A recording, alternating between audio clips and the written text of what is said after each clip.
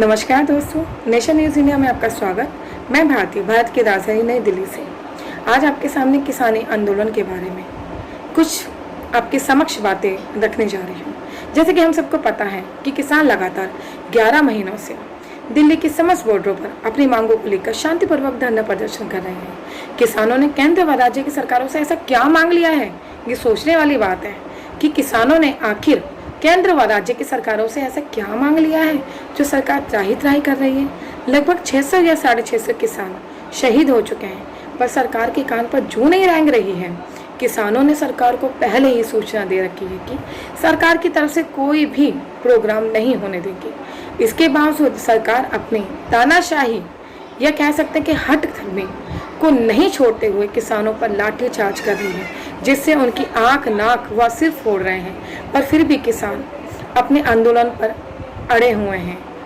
जैसे कि कल ही की यूपी के लखीमपुर खीरी में नए खेती कानूनों के खिलाफ विरोध प्रदर्शन ने हिंसक रूप ले लिया, जिससे 8 लोगों की मौत हो गई, कुछ अन्य घायल हैं। हमारी कुछ जानकारी के मुताबिक 4 किसानों की मौत गाड़ी के कुचलने से हुई और बाकी 4 को हिंसा के दौरान हुई। दरअसल जो हमारे केंद्रीय मंत्री हैं, केंद्रीय गृह राज्य मंत्री अजय मिश्रा जी और यूपी के डिप्टी सीएम केशव मौर्य जी एक कार्यक्रम के दौरान लखीमपुर खीरी पहुंचे थे।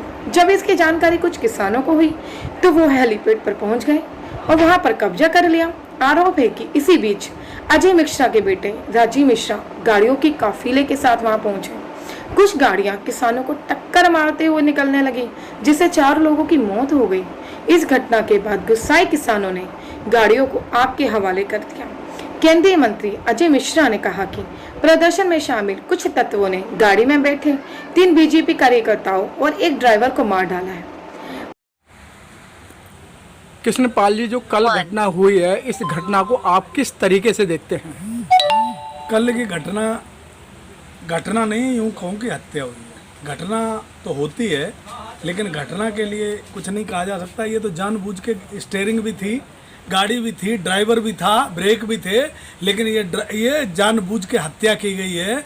और ये सरकार द्वारा की गई है। सरकार ने ऐसे आदमी निकम्मे को मंत्री बना दिया लखीमपुर खीरी का, जो उसे सत्ता के नशे में किसानों के ऊपर गाड़ी चढ़ाने का जो उसने काम किया है। किसान इससे दुखी है, आत्मा से उसकी परेशान है, क्योंकि 10 महीने से हमारा परिवार, हम लोग किसान आंदोलन पर बैठे हैं दिल्ली के सभी बॉर्डरों पर, और देश के कोने कोने से किसान आक्रोश में है, क्योंकि इन सरकारों ने न ज़मीनें बचने दी, न देश की संस्थाएं बचने दी, न बेटियों को यावरी बचने दी, न सीमाएं सुरक्षित रहने दी। आज ये किसान बहुत दुखी है, क्योंकि राष्ट्र किसान की धरोहर है, किसान ने बनाया है, किसान को पीड़ा है। इस राष्ट्र की जिस तरीके से आबरू लुट रही है, ये किसान के लिए बहुत दुखदायी है। कृष्णपाल जी, जब से आपका आंदोलन स्टार्ट हुआ, आपने 5 महीने बाद ये कह दिया था कि हम यहाँ शांतिपूर्वक बैठे, हमें ना छेड़े सरकार। उसके बावजूद सरकार बड़े बड़े जनसभाएं कर रही है। तो एक कहते हैं ना, नीम करेला, फिर उस पर एक नीम तरीके की कहावत है, उसको सरकार बार बार आपको उकसा रही है। एक्चुअली जनसभाएं नहीं, वो किराए पर राशन जिनको बांटा जाता है, इन्होंने किराए राशन कार्ड उन्हीं के रखे हैं, और धमकी दी जाती है कि तुम अगर हमारे साथ रैलियों में नहीं चलोगे तो तुम्हारे राशन कार्ड काट देंगे हम। तो उन लोगों के राशन कार्ड रखे हैं जो इनकी रैलियों में इनका साथ दे सकते हैं। एक तो सरकार का ये रहा। दूसरी बात यह है कि सरकार हमेशा से कोशिश कर रही है, 10 महीनों से यूं कहें कि सरकार जिस दिन से बनी है उत्तर प्रदेश में, वो किसान और पुलिस को आपस में लड़ाना चाहती है, फोर्स को और अन्नदाता का टकराव कराना चाहती है, देश में उत्तर प्रदेश को बर्बाद करना चाहती है। इसलिए किसान किसी भी तरीके से देश के फोर्स से, पुलिस से लड़ना नहीं चाहता। हमारी सीधी लड़ाई है वो सरकार से है। सरकार हमने वोट के माध्यम से बनाई, और सरकार ने हमारी ज़मीनें ली, सरकार ने हमारी रेलवे बेची, सरकार ने सारी संस्थाएं बेच दी, और सरकार ही हमारे देश की ज़मीनें बेच रही है। जो हमारी अन्नदाता हैं, जो हमारे लिए नस्ल और फसल की लड़ाई है, जो हमारे सम्मान की लड़ाई है, वो हम किसी भी तरीके से जमीन बिकने नहीं देंगे, चाहे हमें अपनी जान की कुर्बानियां देनी पड़े। अगर 1000-2000 किसान और भी मरता है तो कोई बात नहीं, लेकिन हम भारत माता के लिए जीते हैं और भारत माता के लिए मरेंगे। ये जो देशद्रोही लोग सत्ता में झूठ बोल के आए, वोट लूट के आए, इनको हम नहीं रहने देंगे, क्योंकि इन्होंने देश के साथ गद्दारी की, संविधान के साथ गद्दारी की, यहाँ तक कि अपने अन्नदाता के साथ भी गद्दारी की।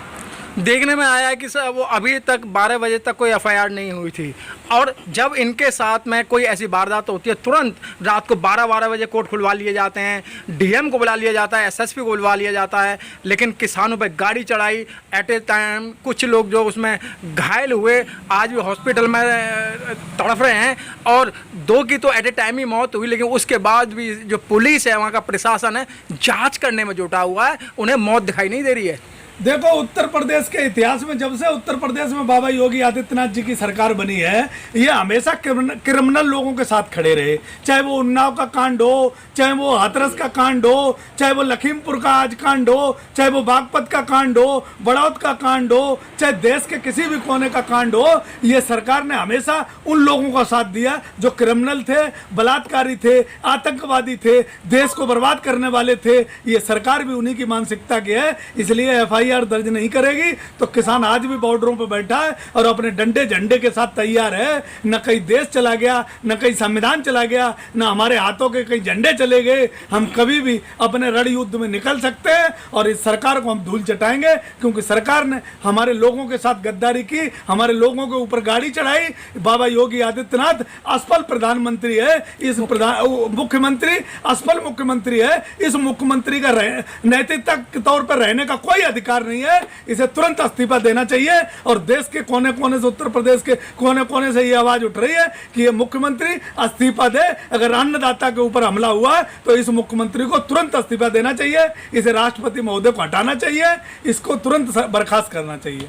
कृष्णपाल जी, देखा गया है कि और कुछ न्यूज़ों में ये आ रहा है, जो मिश्रा है ये इस पर आपराधिक षड्यंत्र, अपराधी मुकदमे काफ़ी सारे चल रहे हैं, उसके बाद में इसे मंत्री बनाया गया, और अब आप देख ही रहे हैं यार, एक इस देश का गृह मंत्री उसी मानसिकता का हो, इस उत्तर प्रदेश का मुख्यमंत्री पे इतने आपराधिक मुकदमे हों, और यहाँ के मंत्रिमंडल पे इतने मुकदमे हों, और उनके मुकदमे वापस लिए जाते हों, और आज भी सत्ता में उनके क्रिमिनल लोग बैठे हैं, और यहाँ तक कि बेटियों को आवरी लूटने के बाद भी सरकार और पूरा प्रशासन उन लोगों को बचाने में रहता है जो चिन्मयानंद की मानसिकता के लोग हैं। इनसे न देश सुरक्षित है, न बेटी सुरक्षित है, न हमारी गाय माता सुरक्षित है, न किसान सुरक्षित है, देश की कोई संस्था सुरक्षित नहीं है। ये लोग देश के लिए खतरा है, इन्हें अब देश देखना नहीं चाहता।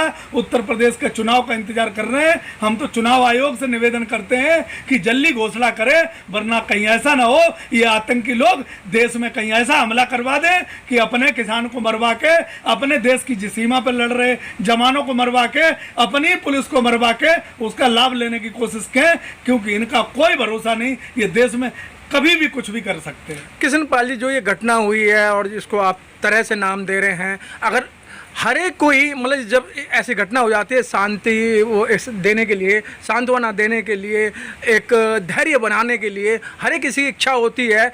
तो धैर्य बनाने के लिए जो लोग जा रहे हैं तो उनको कहीं अरेस्ट किया जा रहा है, उनको हाउस अरेस्टिंग दिखाई जा रही है, कहीं कुछ किया जा रहा है। मतलब एक इतनी बड़ी घटना को भी आप सांत्वना नहीं दे सकते, तो कहाँ का यार किसके सांत्वना की तुम बात करोगे? देश के प्रधानमंत्री वो बेऔलाद बैठा है, उत्तर प्रदेश का मुख्यमंत्री वो औलाद बैठा है, औलाद बैठा है। उनके कहीं सांत्वना नाम की चीज हो, वो सांत्वना के बारे में जानते हो, शांति के बारे में जानते हो। उनके कोई बच्चे होते, उनके कोई आस औलाद होती, उनको कोई परिवार होता, उनके कोई देखने करने वाला होता, तो वो सांत्वना का मतलब समझते हैं। ये जो रंडक मुंडे हैं, इन्होंने देश बर्बाद कर दिया। आज देश का अन्नदाता दुखी है, बहुत दुखी है, क्योंकि हमारे 6 से ज्यादा किसान भाई शहीद हो गए। हमारी आत्मा रो रही है। सब किसान आज आंसू से रो रहा है, इसलिए आपसे हम कुछ ज़्यादा कह नहीं सकते, क्योंकि देश को बर्बाद करने वाले लोग आज शिखर पे बैठे हैं। ये हमसे धोखा हुआ, यहाँ के किसानों से गलती हुई, आज हम सब व्यापारियों से, मजदूरों से गलती हुई। इन गलतियों को आने वाले समय में हम सुधारेंगे और इन देशद्रोहियों को और आतंक की मानसिकता के लोगों को सत्ता से बाहर भगाएंगे। सर, जो अखिलेश यादव जी हैं, या हम प्रियंका की बात करें, चंद्रशेखर की बात करें, बसपा के सतीश मिश्रा की बात करें, जब ये लोग वहाँ जा रहे थे सर, उन्हें जाने से पहले ही उन्हें अरेस्ट कर लिया जाता है। तो सर ये क्या, ये भारत का लोकतंत्र है या ये क्या मानसिकता का हुई से? ये डरी हुई सरकार है, ये सरकार डरी हुई है कि कहीं ऐसा ना हो अखिलेश यादव जी, बहन जी या मिश्रा जी या जयंत चौधरी जी वहां पहुंच जाए तो कहीं ऐसा ना हो सत्ता पलट जाए, क्योंकि अब इनका वही रह गया है कि ये सत्ता में रहने लायक नहीं है। इनका एक दिन मुश्किल हो रहा है, और अगर इन्हें ऐसे न रोका गया होता तो पूरा देश इनके पीछे होता, पूरा उत्तर प्रदेश सड़कों पे होता और आज न जाने क्या से क्या हो जाता। तो इन्हें हाउस अरेस्ट इसलिए किया है कि पुलिस डरी हुई है, सत्ता में बैठे लोग डरे हुए हैं और योगी आदित्यनाथ के सामने आंखों के अंधेरा छाया हुआ है। ये फेल मुख्यमंत्री है। इस मुख्यमंत्री ने सिर्फ उत्तर प्रदेश को दर्द दिया, धोखा दिया, नाइंसाफी दी और संविधान को खतरे में पहुंचाने की कोशिश की। इस योगी पे बिल्कुल भरोसा नहीं किया जा सकता। अब ये जितने दिन काट रहा है बस किसान के लिए उतने दुखदाई है। इसे तुरंत इस्तीफा देके और सत्ता से बाहर होना चाहिए। 800 से ज्यादा किसान शहीद हो चुके हैं।